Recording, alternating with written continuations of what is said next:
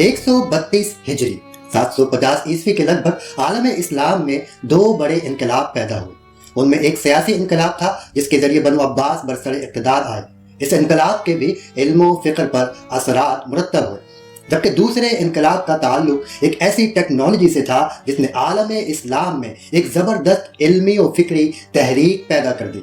کتب تاریخ میں چونکہ صرف سیاسی واقعات ہی کو اہمیت دی جاتی ہے، اس وجہ سے ٹیکنالوجی کا یہ انقلاب بالعموم مورخین کی نظروں سے اوجھل ہو گیا اور اسے ایک معمولی سے واقعے کے طور پر بیان کیا جاتا ہے، حالانکہ مسلمانوں کی علمی و فکری تاریخ کا شاید یہ سب سے بڑا واقعہ ہے جس کے اثرات آج بھی مسلم تہذیب پر محسوس کیے جا سکتے ہیں۔ اسے ہم نے کاغذ کے انقلاب کا نام دیا ہے۔ ناظرین، کاغذ 150 عیسوی میں ایک چینی کاریگر دیسائی لون نے ایجاد کیا تھا۔ اس سے پہلے لوگ پتھروں، مٹی کی تختیوں، پتوں، اونٹ کی ہڈیوں، جھلیوں اور چمڑے پر لکھا کرتے تھے۔ چونکہ یہ سب وزنی میٹیریل ہے، اس وجہ سے بڑی کتابیں لکھنے کا رواج بہت ہی کم تھا۔ عام طور پر ایک کتاب یا کتابچہ اتنا ہی ہوا کرتا تھا کہ جتنا پتھر یا مٹی کی ایک تختی یا ایک کھال یا پھر پیپرس پودے کے پتوں کے ایک بڑے سے تومار پر آ جائے۔ لوگ علم کو زیادہ تر اپنے حافظے میں محفوظ رکھا کرتے تھے۔ اگر کوئی شخص پڑھنے لکھنے کا بہت شوقین ہوتا اور وہ بہت سی کتابیں اکٹھی کر لیتا تو انہیں رکھنے کے لیے ایک بڑا مکان درکار ہوتا تھا، اور اگر ان کی منتقلی کی ضرورت پیش آ جاتی تو اس کے لیے بہت سے اونٹ اور گھوڑے درکار ہوا کرتے تھے۔ اس وجہ سے علم و فکر ایک مہنگا مشغلہ تھا۔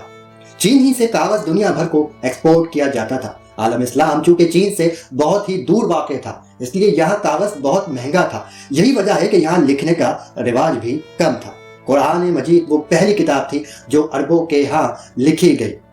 عہد نبوی میں قرآن مجید کو مختلف قسم کے میٹیریلز پر لکھا گیا۔ خلفائے راشدین کے دور میں امپورٹڈ کاغذ پر اس کی کاپیاں تیار کی گئی اور عالم اسلام میں پھیلائی گئی۔ عہد صحابہ و تابعین میں صورتحال یہ تھی کہ لوگ کاغذ کو بطور ذاتی ڈائری استعمال کیا کرتے تھے۔ علم کے شائقین بڑے اہل علم کے ہاں حاضر ہوتے اور ان کے ساتھ طویل وقت بسر کرتے، ان سے قرآن و حدیث سیکھتے، علم فقہ اور تاریخ کا علم حاصل کرتے اور دیگر علوم سیکھتے۔ اس علم کو زبانی یاد کیا جاتا اور بعض لوگ اپنی ڈائریوں میں بھی اس علم کو نوٹ کر لیتے۔ عالم اسلام میں پہلی لائبریری حضرت معاویہ رضی اللہ تعالی عنہ نے اپنے دور حکومت میں قائم کی، جس میں بعد میں بنو امیہ کے خلفاء نے بہت سے اضافے کی۔ حضرت عمر بن عبد العزیز رحمۃ اللہ تعالی علیہ نے اپنے دور حکومت میں حدیث اور فقہ پر بہت سی کتابیں لکھوا کر اس لائبریری میں داخل کی۔ ناظرین، بنو عباس کے برسر اقتدار آنے کے بعد مسلمانوں کی علمی و فکری تاریخ کا وہ عظیم الشان واقعہ پیش آیا جسے ہم نے کاغذ کے انقلاب کا نام دیا ہے۔ ہوا کچھ یوں کہ عباسی افواج اور چینی شہنشاہ زوان ڈونگ کی افواج کے درمیان موجودہ قرغیزستان کے علاقے میں دریائے طلاس کے قریب 134 ہجری میں ایک جنگ ہوئی جو کہ جنگ طلاس کہلاتی ہے۔ اس جنگ میں مسلمانوں کو فتح حاصل ہوئی اور اس علاقے پر اہل چین کا اقتدار ہمیشہ کے لیے ختم ہو گیا۔ ناظرین، یہ علاقہ کاغذ کی صنعت کا مرکز تھا اور یہاں سے کاغذ بنا کر عالم اسلام اور دنیا کے دیگر خطوں کو برآمد کیا جاتا تھا۔ ناظرین، اس جنگ میں جو قیدی مسلمانوں کے ہاتھ لگے ان میں سے بہت سے لوگ کاغذ بنانے کے فن سے واقف تھے۔ ان سے خراسان کے مسلمانوں نے کاغذ بنانا سیکھا اور کچھ ہی عرصے میں سمرقند یعنی موجودہ ازبکستان کا علاقہ کاغذ کا مرکز بن گیا۔ جیسے جیسے کم قیمت کاغذ دستیاب ہوتا چلا گیا، مسلم علماء کتابیں لکھنے کی طرف متوجہ ہونے لگے۔ یہ سلسلہ 140 ہجری کے عشرے میں شروع ہوا اور تیسری صدی ہجری میں اپنے عروج کو پہنچا۔ جونیٹن بلوم، جنہوں نے عالم اسلام میں کاغذ کی تاریخ پر ایک کتاب لکھی ہے، عالم اسلام میں کاغذ کے ارتقاء کو کچھ اس طرح بیان کرتے ہیں کہ ہارون الرشید کے دور تک پہنچتے پہنچتے بغداد میں کافی مقدار میں کاغذ عام ہو چکا تھا اور اس کا استعمال وہ بیوروکریٹ کرتے تھے جو پیپرس اور چمڑے کی جگہ اسے ریکارڈ کیپنگ کے لیے استعمال کرتے تھے۔ 14ویں صدی کے شمالی افریقی عظیم مورخ اور فلسفی ابن خلدون کے بیان کے مطابق وزیر فضل بن یحییٰ نے کاغذ کی صنعت کا آغاز بغداد میں کیا۔ یہ اس وقت ہوا جب کسی وجہ سے چمڑے کی قلت ہو گئی اور اسے لکھنے کے لیے مٹیریل درکار تھا۔ وزیر، جن کے خاندان کا تعلق موجودہ شمالی افغانستان میں بلخ شہر سے تھا، اپنے بچپن کے زمانے سے کاغذ کے استعمال سے واقف رہے ہوں گے۔ ابن خلدون لکھتے ہیں سرکاری دستاویزات اور خطوط کے لیے کاغذ استعمال کیا جانے لگا۔ اس کے بعد لوگوں نے کاغذ کی شیٹوں کو سرکاری اور علمی تحریروں کے لیے استعمال کرنا شروع کر دیا۔ اس کے نتیجے میں کاغذ کی صنعت اپنے عروج کو پہنچی۔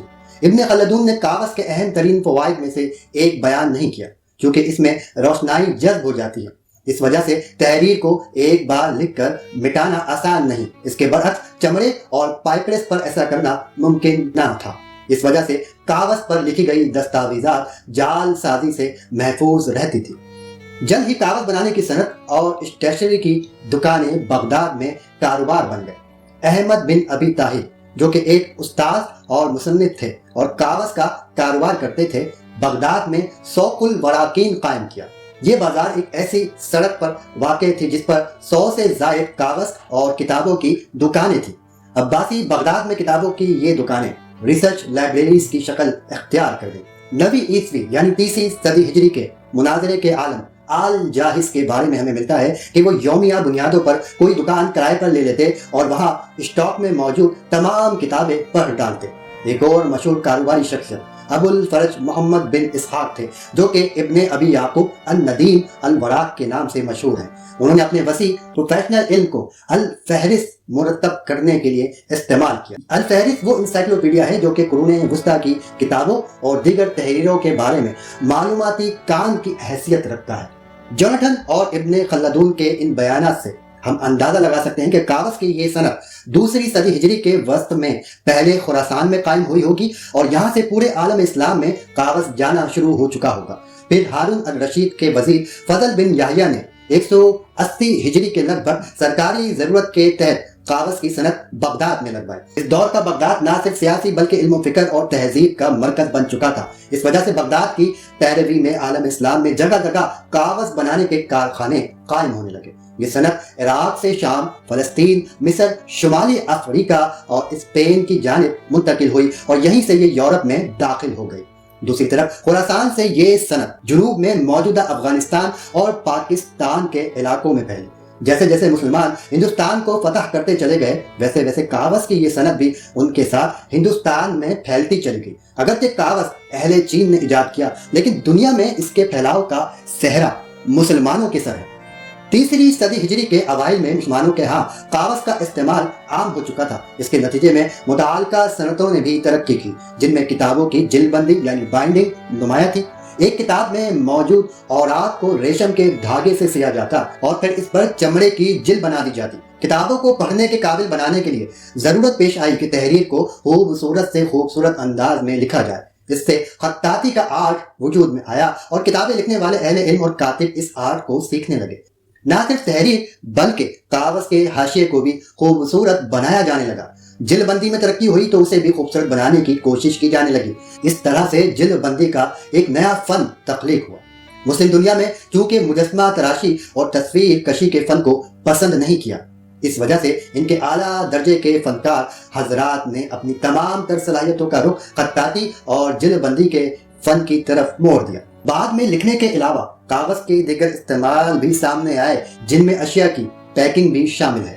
کاغذ کا یہ انقلاب جو محتاط اندازے کے مطابق تقریباً 50 برس میں وقوع پذیر ہوا، اس نے ایک عظیم علمی و فکری انقلاب کو جنم دیا۔ اہل علم کو جب کاغذ میسر آیا تو انہوں نے اسے اپنے خیالات کو پھیلانے کے لیے استعمال کرنا شروع کر دیا۔ اب تحریر کی حیثیت محض ذاتی ڈائری کی نہ رہی بلکہ یہ خیالات کو پھیلانے کا ایک ذریعہ بن گئی۔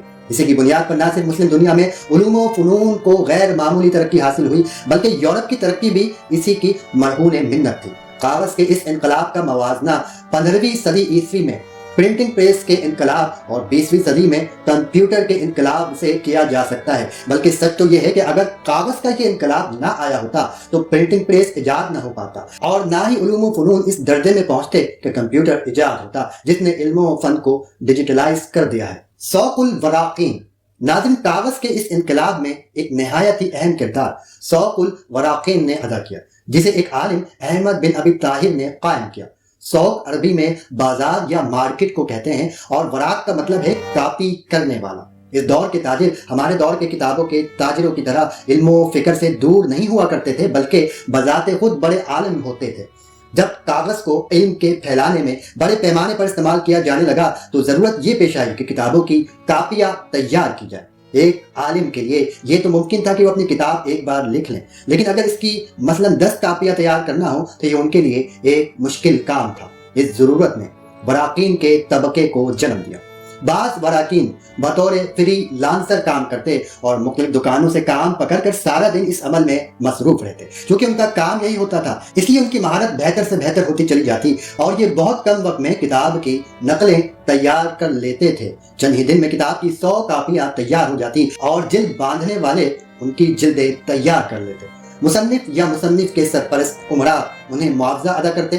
اس کے بعد کتاب کی کاپیاں حسب ضرورت مختلف شہروں میں بھیج دی جاتی، وہاں ضرورت پڑنے پر ان کی مزید کاپیاں تیار کر لی جاتی۔ اس طرح چند ہی مہینوں میں ایک مصنف کی کتاب پورے عالم اسلام میں پھیل جایا کرتی تھی۔ مورخ یعقوبی بیان کرتے ہیں کہ ان کے زمانے میں صرف بغداد ہی میں وراقین کی 100 سے زائد دکانیں تھیں۔ یہ وراق خود بھی عالم ہوتے تھے تاکہ کتاب کو ٹھیک ٹھیک نقل کر سکے اور بات کو کچھ سے کچھ نہ بنا دے۔ جو مصنفین وراقین کی خدمت افورڈ نہیں کر سکتے تھے وہ خود یا ان کے شاگرد کتابوں کی نقول تیار کر لیتے تھے۔ اس زمانے میں کتابوں کی بین الاقوامی تجارت نے بھی تیزی سے ترقی کی۔ عہد صحابہ و تابعین ہی میں مسلمان عالمی تجارت کا نیٹ ورک قائم کر چکے تھے۔ جب کتابیں علم کے فروغ کا ذریعہ بنی تو ہر علاقے میں ان کی زبردست ڈیمانڈ پیدا ہوئی۔ اس کے نتیجے میں کتابوں کا بزنس بہترین منافع دینے والا کاروبار بن گیا۔ تاجر ایک شہر کے 100 الوراقین سے کتابیں خرید کر دوسرے شہر کے 100 الوراقین میں فروخت کر دیتے۔ وہاں ہر کتاب کی مزید نقول تیار کر لی جاتی اور پھر انہیں فروخت کر دیا جاتا۔ اہل علم کے حلقوں میں بھی کتابوں کی نقل در نقل کا سلسلہ جاری رہتا۔ ناظرین، اس طرح وہ انفراسٹرکچر وجود میں آ گیا جو علم کے فروغ کے لیے ضروری تھا، اور اس طرح وہ تمام اسباب اکٹھے ہو گئے جن کے ذریعے علم کو مسلم دنیا میں فروغ ملا۔ ناظرین، اگر آپ کو یہ ویڈیو پسند آئی ہے اور آپ کو یہ معلومات اچھی لگی ہے تو اسے دوسروں کے ساتھ بھی شیئر کیجیے اور ہماری ویڈیو کو لائک کیجیے، اور اگر ابھی تک آپ نے فیضان پیڈیا کو سبسکرائب نہیں کیا ہے تو پھر دیر نہ کیجیے، جلدی سے سبسکرائب کر لیجیے تاکہ آپ کو زیادہ سے زیادہ مستند معلومات مل سکیں۔